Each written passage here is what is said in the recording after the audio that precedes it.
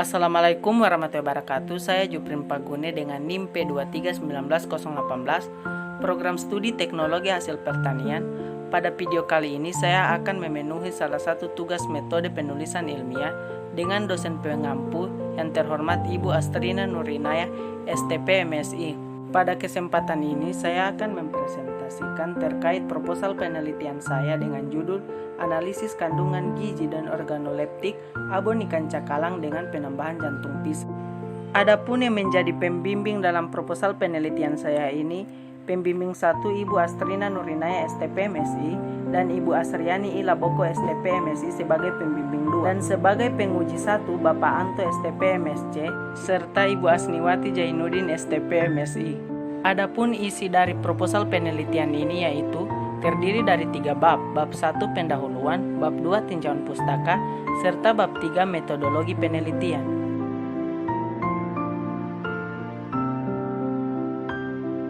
Yang melatar belakangi saya melakukan penelitian ini yaitu Provinsi Gorontalo merupakan daerah penghasil ikan dengan potensi kelautan sehingga memiliki banyak jenis ikan.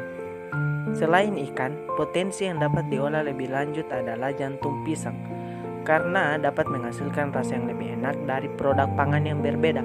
Akan tetapi, jantung pisang ini merupakan suatu elemen dari tumbuhan pisang yang sangat jarang pemanfaatannya bagi masyarakat, sehingga diperlukan formulasi yang tepat antara ikan cakalang dan jantung pisang yang bisa menghasilkan inovasi produk. Inovasi produk ini akan bertujuan sebagai peningkatan diversiasi serta mutu produk agar produk bisa mempunyai daya pikat bagus, serta peningkatan efisiensi mutu produk. Nah, salah satu alternatif formulasi ikan cakalang dan jantung pisang adalah pembuatan abon. Berdasarkan latar belakang tersebut, maka penulis merumuskan beberapa masalah. 1. Bagaimana pengaruh penambahan jantung pisang pada pembuatan abon ikan cakalang terhadap kandungan gizi yang dihasilkan. Dan yang kedua, bagaimana penerimaan panelis secara organoleptik terhadap olahan abon ikan cakalang dengan penambahan jantung pisang. Sehingga adapun tujuan penelitian ini yaitu 1. Mengetahui pengaruh penambahan jantung pisang pada pembuatan abon ikan cakalang terhadap kandungan gizi yang dihasilkan, serta mengetahui tingkat penerimaan panelis secara organoleptik terhadap olahan abon ikan cakalang dengan penambahan jantung pisang. Penelitian ini memiliki manfaat dari segi pemerintah, yaitu sebagai literatur dan informasi bagi Dinas Perikanan dan Kelautan dalam pemanfaatan ikan cakalang khususnya di Provinsi Gorontalo. Selanjutnya, manfaat bagi mahasiswa. Bagi mahasiswa program studi teknologi hasil pertanian dapat mengasah pengetahuan tentang hasil olahan produk abon ikan cakalang dengan penambahan jantung pisang.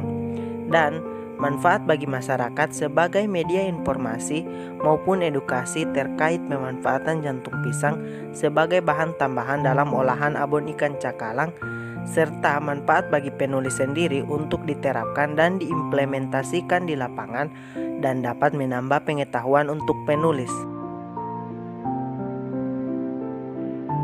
Di bab 2 tinjauan pustaka ini, penelitian saya mengacu pada penelitian sebelumnya oleh Rini Pakaya dan kawan-kawan dalam Jurnal Ilmu dan Teknologi Pangan tahun 2015, di mana penelitian ini menganalisis pengaruh penambahan jantung pisang pada abon ikan cakalang menggunakan 2 faktor, yaitu faktor rasio konsentrasi ikan maupun konsentrasi jantung pisang dengan 3 subfaktor perlakuan.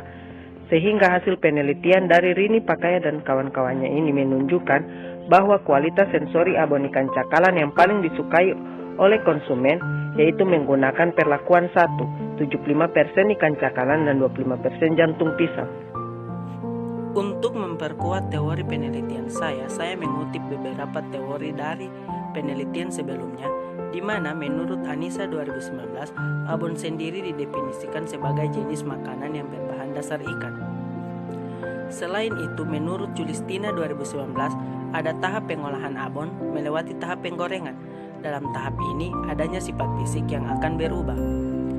Dan untuk teori ikan cakalang, saya mengutip dari penelitian Tuli tahun 2018, di mana bahwasanya ikan cakalang ini tergolong dalam ikan tuna dan dikategorikan sebagai jenis ikan yang dominan akan protein tingginya kadar asam lemak tidak jenuh menurut Rahmi 2018. Selanjutnya teori jantung pisang.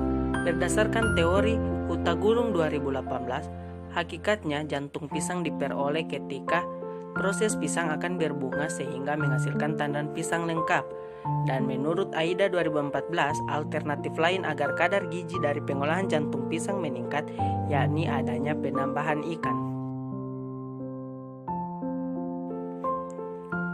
Waktu dan tempat diadakan penelitian ini dilaksanakan pada bulan Mei hingga Juni tahun 2022 dan dilaksanakan di Laboratorium Fakultas Pertanian Universitas Iksan Gorontalo.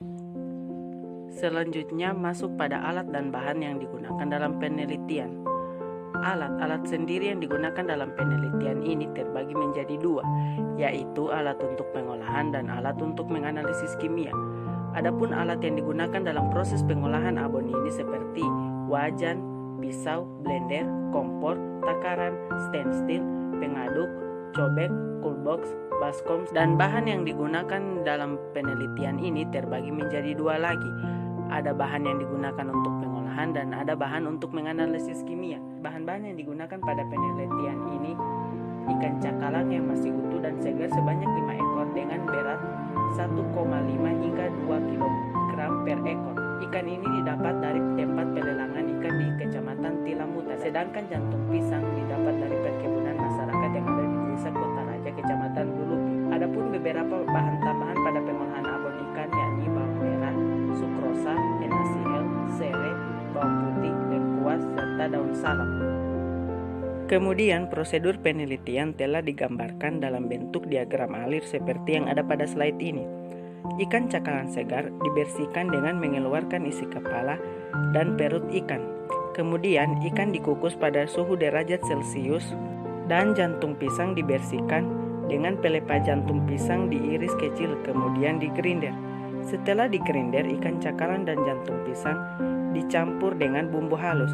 Adapun perlakuan dalam penelitian ini, A1 ikan cakalang 75% berbanding dengan jantung pisang 25% dan A2 ikan cakalang yang 50% berbanding dengan jantung pisang 50%, serta A3 jantung pisang 75% dan ikan cakalang yang 25%. Setelah semua bahan dicampur berdasarkan perlakuan, kemudian disangrai selama 30 hingga 15 menit hingga matang pada suhu 160 derajat Celcius dan produk akhir abon akan dianalisis kadar air, kadar protein, kadar abu, kadar lemak, dan uji organoleptik.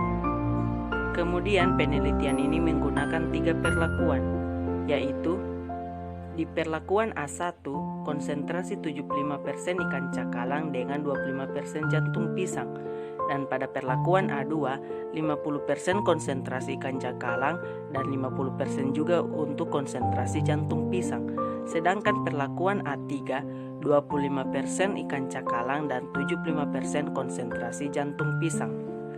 Kemudian parameter yang diuji dalam produk abon ini: 1. Kadar protein berdasarkan metode Sudarmaji 1997. 2. Kadar abu berdasarkan metode Sudarmaji 1984. 3. Kadar air berdasarkan Sudarmaji 2007. Yang keempat, kadar lemak menggunakan metode Soklet 2005. Dan yang terakhir, uji organoleptik berdasarkan metode Setaningsih 2010. Parameter uji organoleptik ini bertujuan untuk memperoleh derajat dari layaknya suatu produk sehingga mampu menjadi daya terima oleh panelis atau konsumen. Ada 30 panelis saya gunakan dalam penelitian ini dengan skor yang telah ditentukan berdasarkan nilai 5 sangat suka, 4 suka, 3 agak suka, 2 tidak suka, dan 1 sangat tidak suka. Penelitian ini menggunakan rancangan acak lengkap atau RAL dengan menggunakan rumus pada pengolahan data YIJ sama dengan mu tambah alfa I tambah sigma IJ, di mana YIJ merupakan analisis pada perlakuan abon ikan cakalang KI dan KJ. Sedangkan mu bobot rata-rata umum pengamatan dan alfa I pengaruh faktor formulasi jantung pisang pada abon ikan cakalang. Sedangkan I 1, 2, T dan J sama dengan 1, 2 hingga R. Sigma IJ merupakan konsentrasi galat perlakuan abon ikan KI dan ulangan KJ apabila ada pengaruh dari jantung pisang pada pembuatan abon ikan cakalang terhadap kualitas, maka dilanjutkan dengan uji lanjut BNJ pada taraf signifikan 1% dan 5%. Itulah presentasi terkait proposal penelitian saya. Terima kasih. Wassalamualaikum warahmatullahi wabarakatuh.